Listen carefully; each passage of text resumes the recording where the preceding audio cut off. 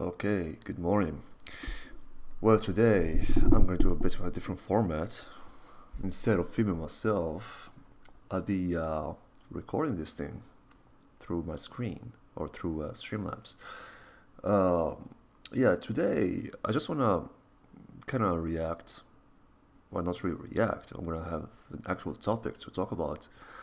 But it was pretty much triggered by the announcement yesterday for Amazon deciding to set up their second headquarters or second headquarters in New York and North Virginia, um, in Arlington, I believe, Crystal City.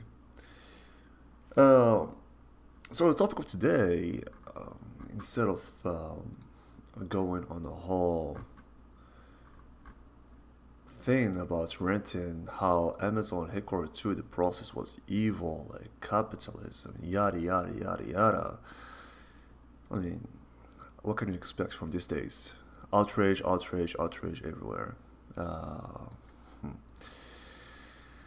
We can never get enough of it lately. But anyway, on the other hand, I just want to discuss three things that I think we can learn from this experience or from this journey that this whole country have been going through. I don't know, for the past year or past 6 months. It feels like it's been a while. It's been a while since Amazon has announced they were going to open a second headquarters somewhere else in the United States outside of Seattle, Washington.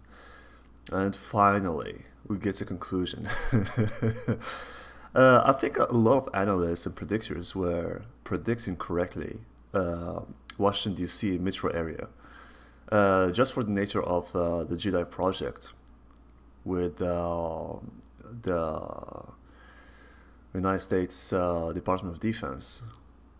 I think it was like 10 billion, like how many billions of dollars just going in defense by providing a cloud infrastructure that is solely dedicated to the United States government. That's a huge contract, and for some reason, Google slipped out from it.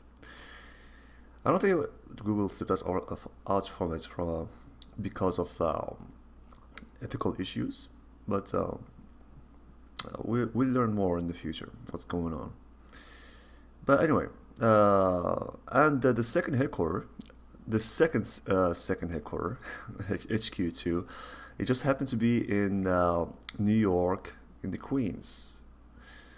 I mean, New York was not. The big surprise is that uh, there was a second headquarters. That was a big surprise. That was announced like last week.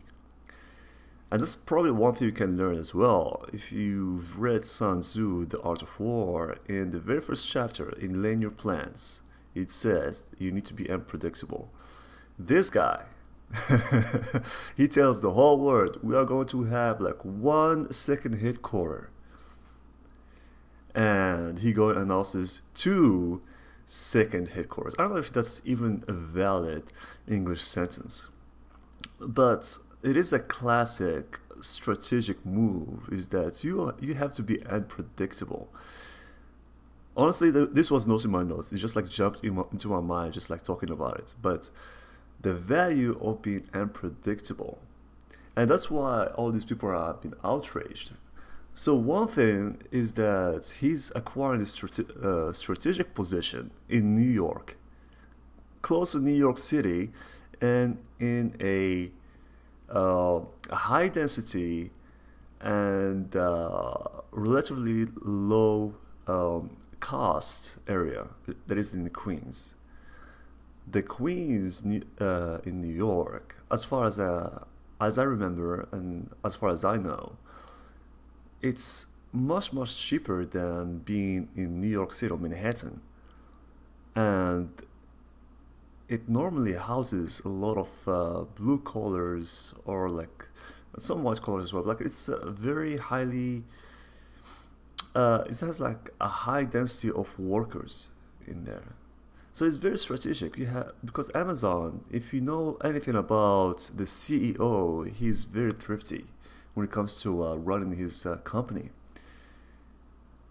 So just being strategically placed close to New York City, like where there's a lot of talents, technical talents, right now in the East Coast. Like New York City is one of the places that has like the highest concentrations in the United States, if not in the world, after Silicon Valley. But yeah, I think that was a very interesting move. I don't know if he was planning for it from the very beginning, or something that just came up as a possibility. It's like, ah, you know what? Instead of having just one second headquarters, we are going to have two second headquarters, and they're not that far away from each other too. So you can assemble them together into one headquarter. But I don't know. So yeah, so the three things I really want to discuss today that I threw in my notes. Uh, like from this whole ordeal, we have to go a bit longer in the past than in the past year. And we have to contemplate the value that Amazon has been able to amass for its brand. You keep hearing about this thing about like we need to promote our brand. You need to promote your brand. You need to, as a person, you need to promote your own brand, your name. And it's very important because Amazon has shown itself that it has the qualities of Midas. Sir, it's not a $1 trillion company as a lot of people were predicting it will be. I mean, it is on its way to be $1 billion company, but I believe its stock prices just dropped lately.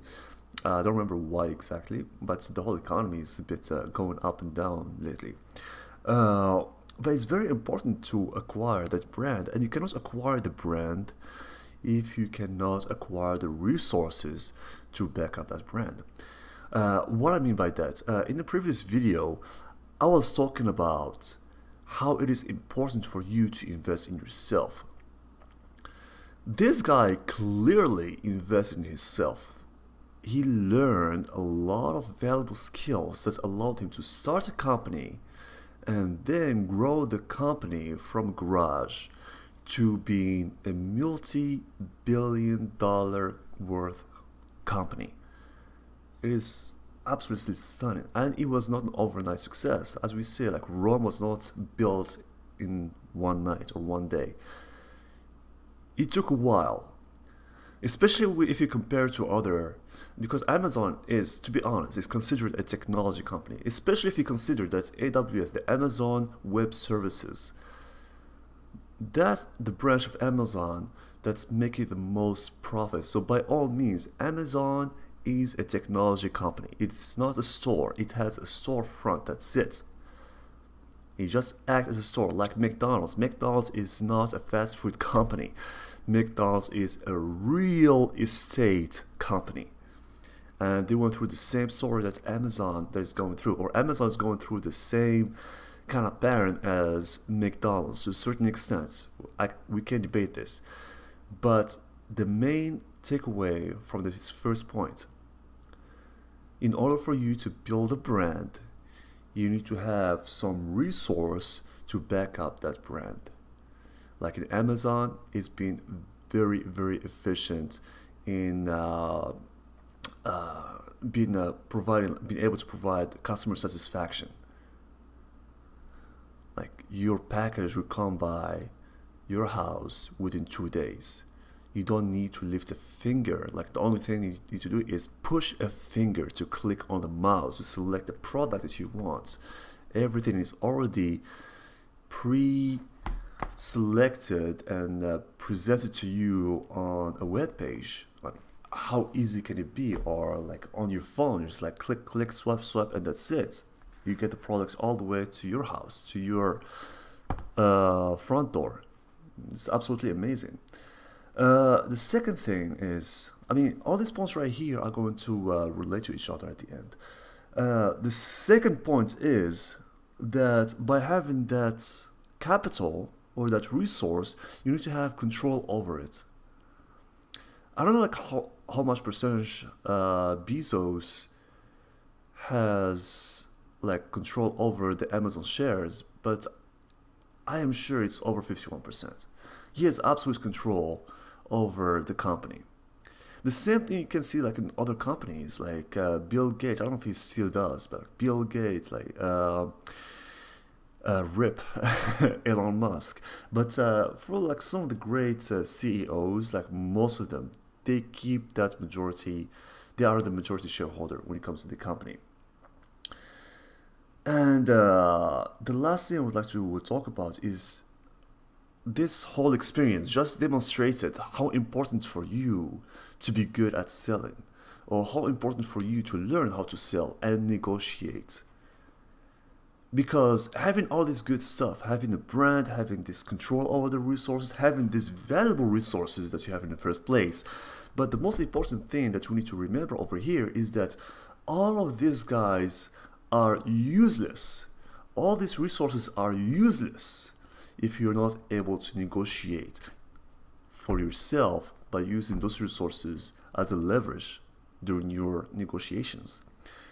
And that's like one thing that I don't see a lot here in the United States, is that when you go to a supermarket or like to anywhere to buy anything,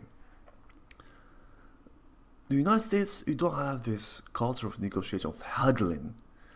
There is a price, there is a product, and it seems like whatever price is attached to the product, that's what it is. The price is just a suggestion. It is not a final value. And the same thing was demonstrated over here. I mean, Amazon, Jeff Bezos could have just came to these cities, or to, for example, to Washington D.C. area and said, okay, we will build a headquarters too, right? In your area. That's it. We know we want it over here. Probably that was the case. They already knew that they want to build the second headquarters in the Washington D.C. area. But they wanted to leverage their position. They wanted to get the best price out of the deal. And I think that's like one thing that a lot of people know and they noticed from this whole ordeal, is that Amazon as a company, they knew already where they were going to place their company.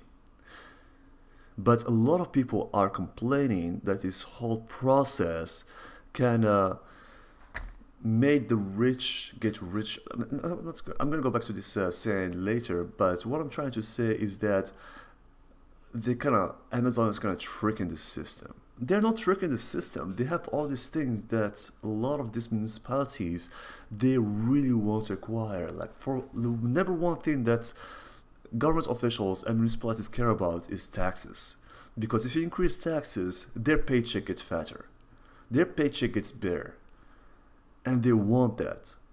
And plus, this whole area is going to get richer as well. Like the small businesses, the restaurants, the small shops, they're going to acquire more money because there's more customers. There are more workers coming to town to work for Amazon. They're going to pay taxes and they're going to have somewhere to buy groceries, go out for dinner and movies. But yeah, I think it's very important to realize how important it is to learn how to sell, learn how to negotiate by leveraging all these resources and control over those resources that you have. And I mentioned earlier, like the rich gets richer and the poor gets poorer as an anecdote. I just want to make it clear that this is how the rich gets richer, and you can learn from it. We can learn lessons from this that we can apply in our everyday life, and how we can get better and improve our situation as well. But the thing I don't like about the anecdote or that saying is that the poor does not have to keep on getting poorer. And the way how to accomplish that is by learning, by investing in ourselves, and try to emulate the good things or the skills that are displayed by the people, by the successful, by the people who demonstrate some sort of success in their life. Anyway, so just to go back, 3 things that I mentioned in this video. It's a bit of a longer than usual video, but yeah, 3 things that's not important, is the importance of acquiring resources, investing in yourself, in your business, or just acquiring that positive resource value. The second thing is make sure you have control over those resources. I mean, if you invest in yourself, nobody's gonna take away that investment from you. No, my screen is going off. And the second thing is learn how to sell, learn how to negotiate. Okay, have a blessed day.